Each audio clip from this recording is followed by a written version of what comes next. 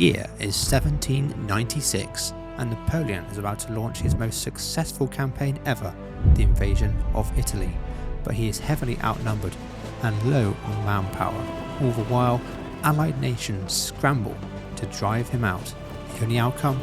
Total war.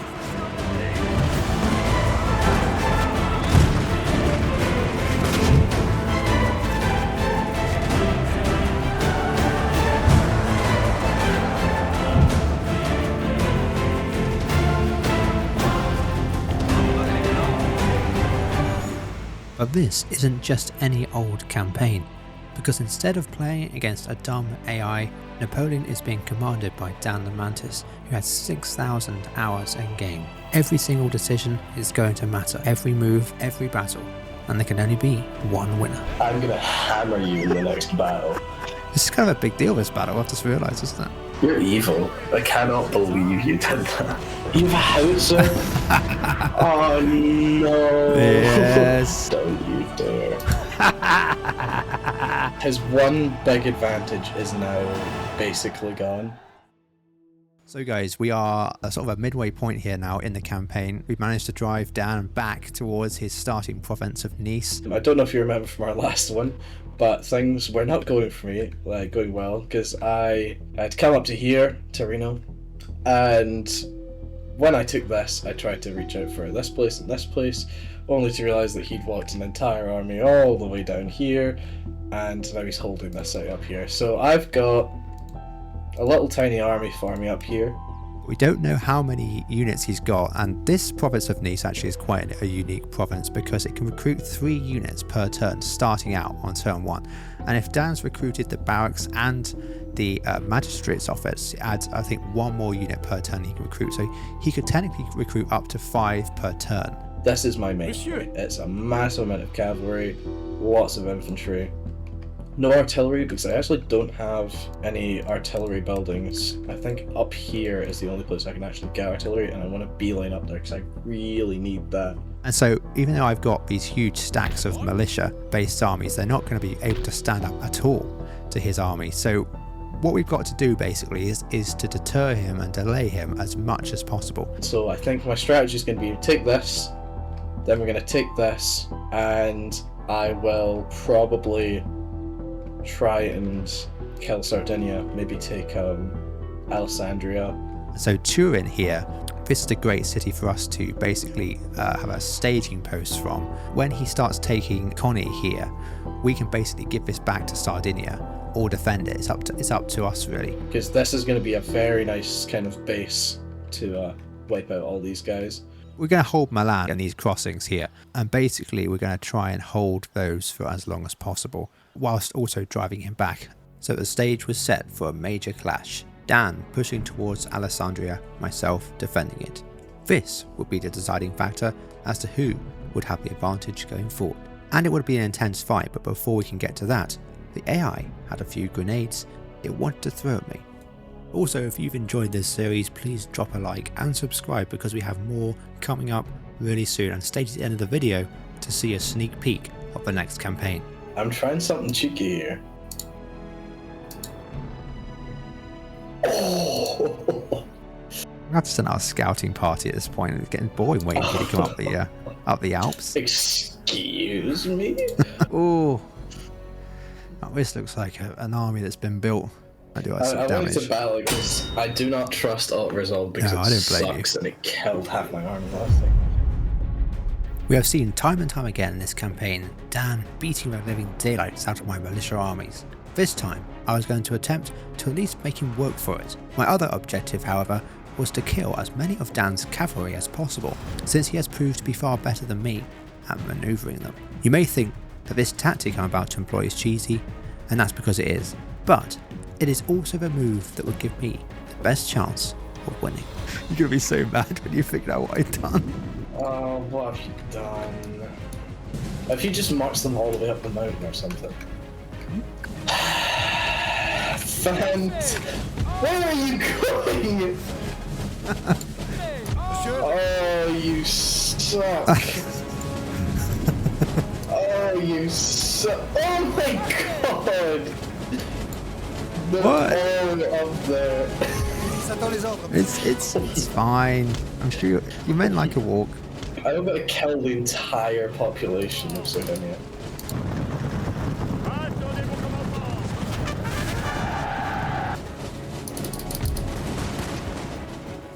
These are disarmed citizenry.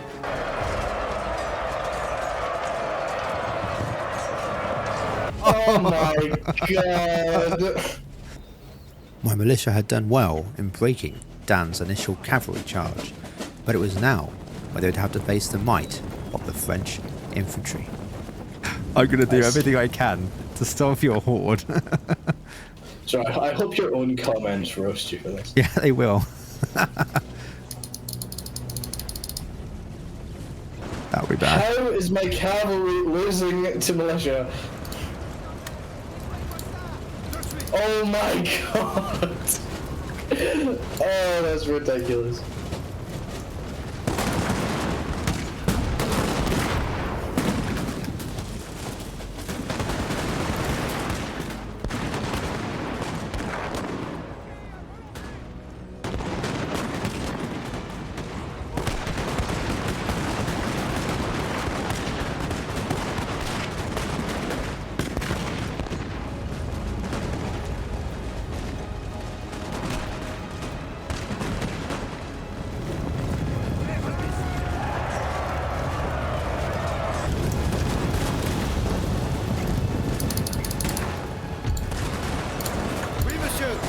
Yeah, not much longer for the fight, I think, boys. You are gonna break one now, for sure, probably. Oh, there he goes, yeah. Oh my god.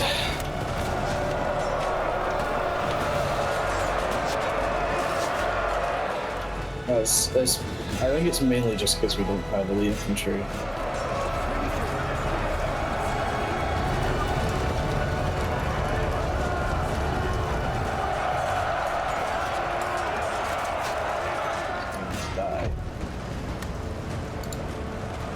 I was trying to do like a break there.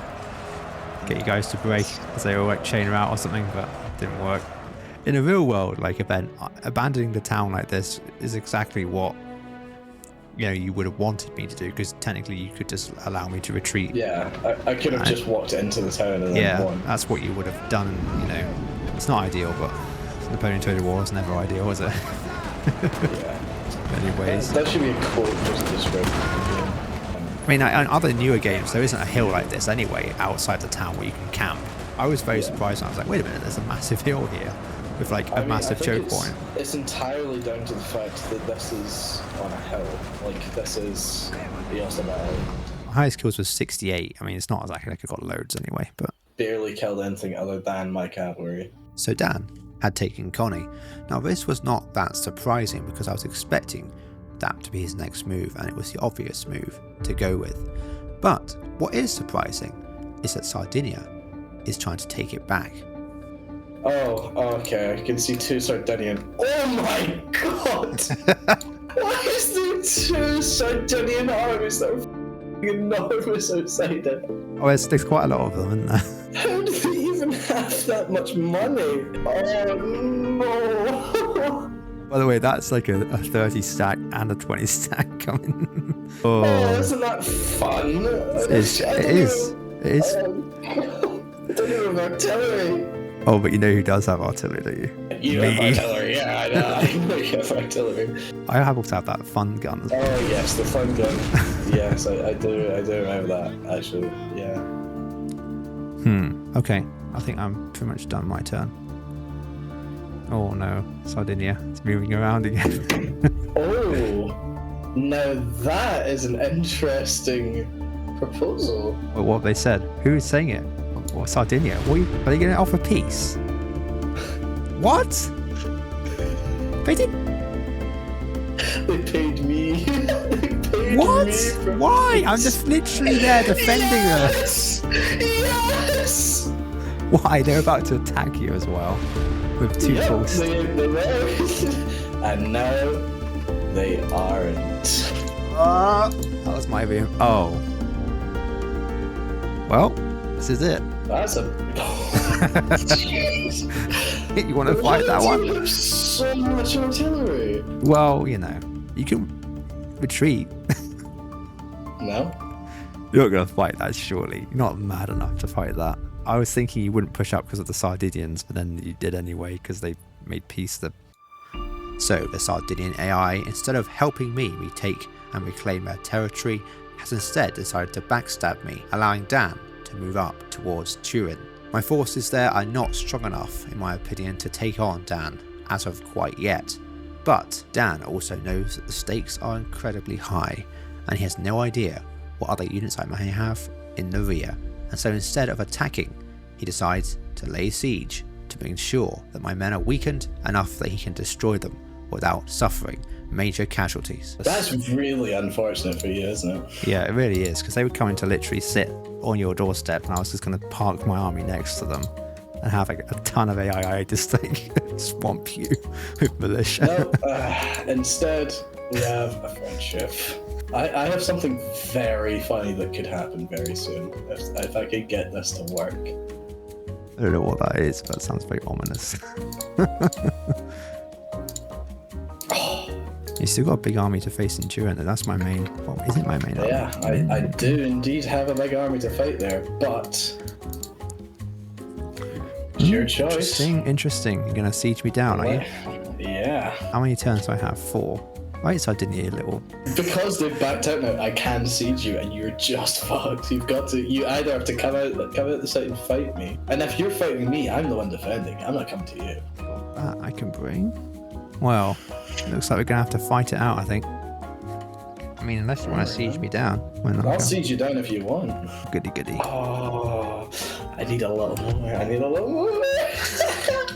If I can get this to work for... Oh, it could be seriously bad for you. Yeah.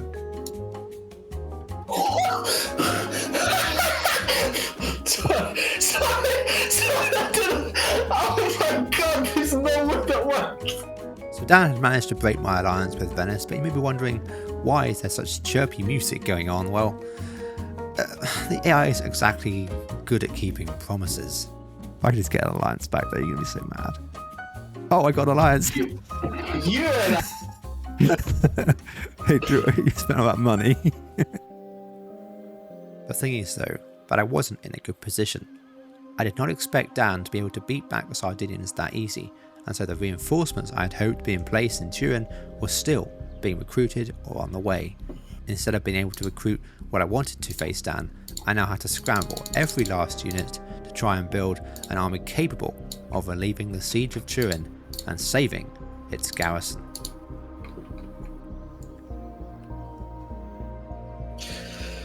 Oh. Well, that's rather unfortunate, isn't it? Now you may think this looks unwinnable for Dan in this situation, but he still has the option to retreat in the actual battle. However, there is something I am keeping to myself, and that is the fact that I can't actually reinforce my own army with another if it's over 20 units. This is just a game feature. The game just won't let any more reinforcements in. Can you retreat from that? I can. Are you going to play it? Yeah. That's not good for me. Why? See, I don't think I can actually bring in reinforcements unless it's 20 units on the map and I lose one. You know what I mean? Are you saying that was a bluff? Yeah. I called the bluff. I'm too good at this game. Is it letting you retreat or? No, I'm just thinking if I should fight or not, but I just don't think. Okay. All I'm saying is there's a reason why I'm not backing out of this. If I can kill his artillery, I will win. No doubt about it. I will win. The cavalry I've got, he does have cavalry too. I just think that he will use it worse than I will, and then I will kill his entire army. I just need to kill like 4 units of his militia. His whole army is gone. No, I reckon I can take you in this. Yes. Oh, okay. Yes. If you lose this, you've lost the game. Well, I'm campaign. going to have to. Well, you got a long way to go yet. I've got a long way to go yet, but this is a lot of men to lose. That's the big deciding moment. Will he fight? If I retreat, I can go after his other territories. It may put him off Turin here, but then again, I don't know what he has down below. It could be more. Yeah, I think I'm good. We're going to fight this. I think I'm going to do. Okay. We're going to do something about this. Okay. You can. This is going to be an interesting battle.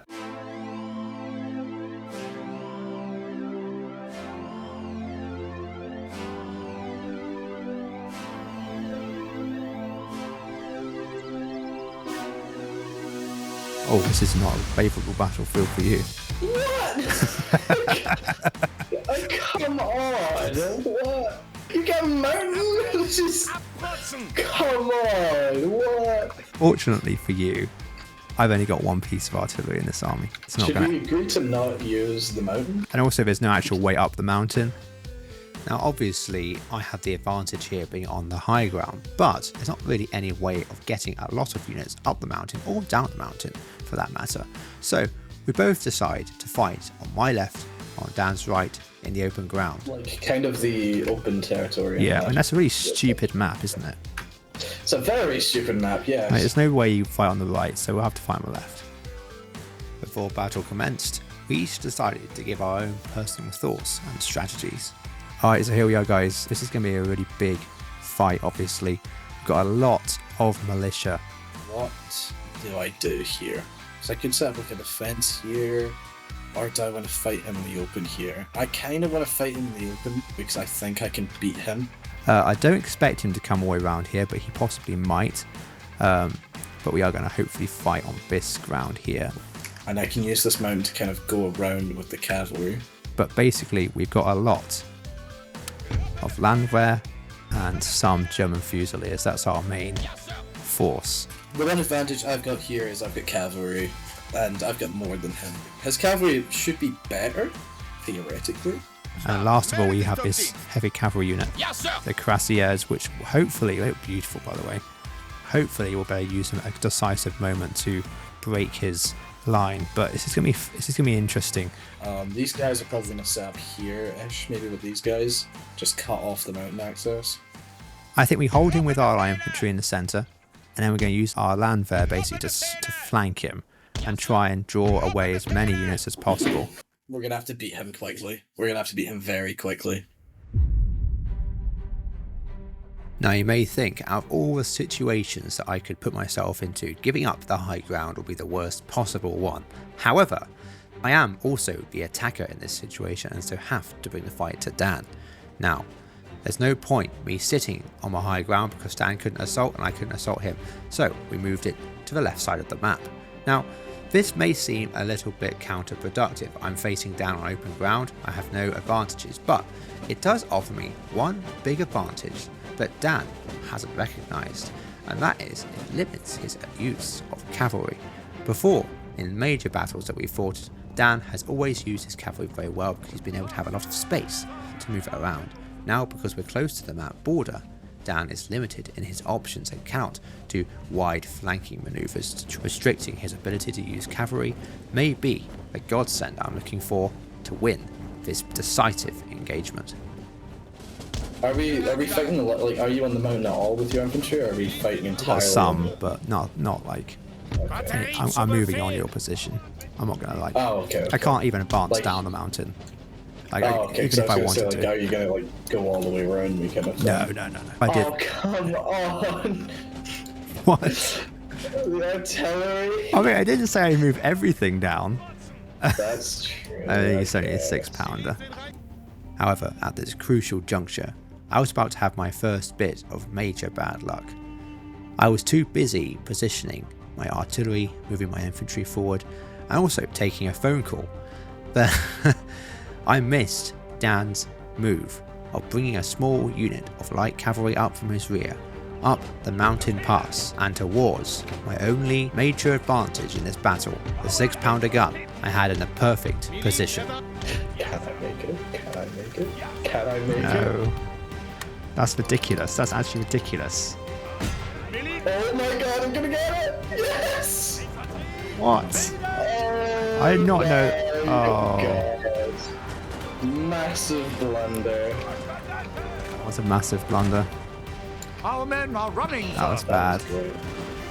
Thank god I did that. I didn't scout out enough. Okay, that is so good for us. His one big advantage is now basically gone. I'm considering fully moving forwards on him right now and pressing him while his general's like up here. Because if I do that, he might just lose. The other thing I've got is I've got this cavalry unit which he can see. I'm going to try and sneak around and kill his general, or at least threaten his general in some way. What a nightmare. Well, Thought I had a good position. Yeah, you thought wrong.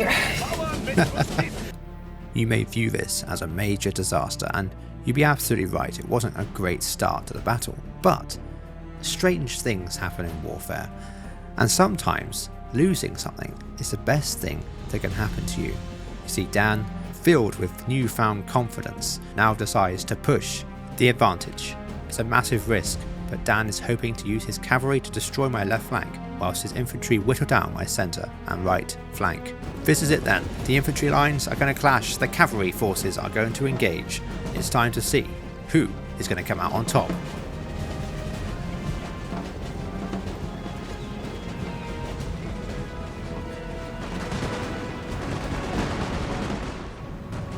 He's concentrating his cavalry. The infantry is still sitting. Smoke without fire. What's he at?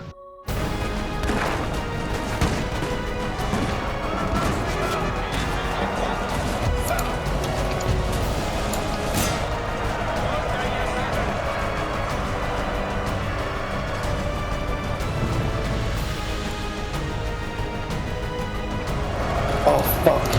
I was not paying attention there at all.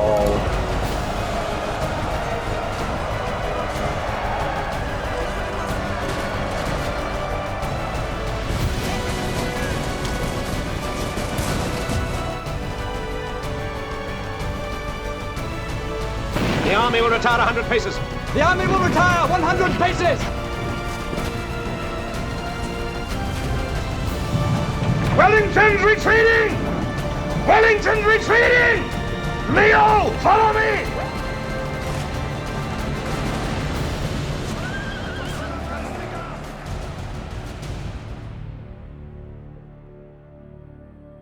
Highlands Brigade is broke. Plug the gap, if you please. Battle seemed to be turning against me. The loss of my general to Dan's cavalry alongside my artillery, I had chosen to fall back my main line. Even after a well-timed cavalry charge, the left flank still looked on the verge of collapse, prompting me to put my reserves to plug the gap. My main line was wavering under intense French fire.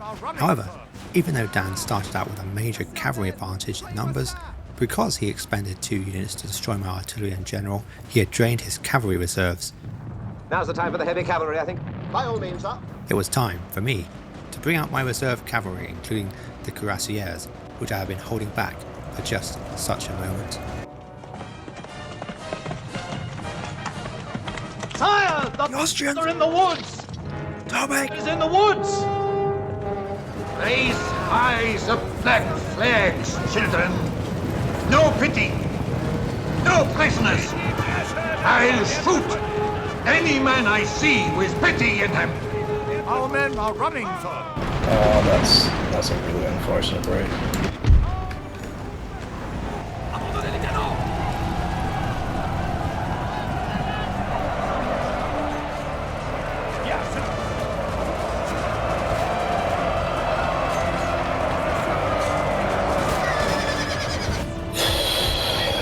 This is going to be very tough. Unlucky, No. very unlucky. Unlucky. We both had 3 unlucky breaks this battle actually. We have. You're welcome to do whatever you want. Fall back to town, fall back to do whatever you can to win. I mean, I did that last time, so there's no cheesing in this. Yeah, there really isn't a lot I can do here, just because I'm limited by my manpower. You're surrounded right now. I'm not surrounded. I am fucked with. Yeah, there's really not much I can do. This is my Marengo. There's no way you're gonna get. No. This is not Marengo. This is I was losing the battle at 4, but I win back at 6! 7. Ah, fuck off. I was close enough, okay? Oh god! Napoleon, please! No! Oh, that's really unfortunate. I am essentially just... I have barely any money, and that was really my only big army that you've just killed there, yeah. Kind of an anticlimactic end of the campaign, but it was still fun. Well, you can concede the campaign if you want. Yeah, I think by that moment when you killed my first army, I kind of knew that I'd lost the campaign. So there we have it, a final battle to seal the fate of the campaign. This time the Austrians came out on top, driving the French out of Italy, and most likely Napoleon would now never be Emperor of France. Big thanks to Dan the Mantis, who coded a lot of the custom files for this campaign. Go check him out in the description, where you can also find the link to FCN. Go and try out a few games for yourself. Everyone is very welcoming and will help you navigate starting out in the mod. Please drop a like and subscribe. This took so long to edit and put together, and a big thank you to everyone who dropped a comment. Really appreciate the support. We'll see you next time.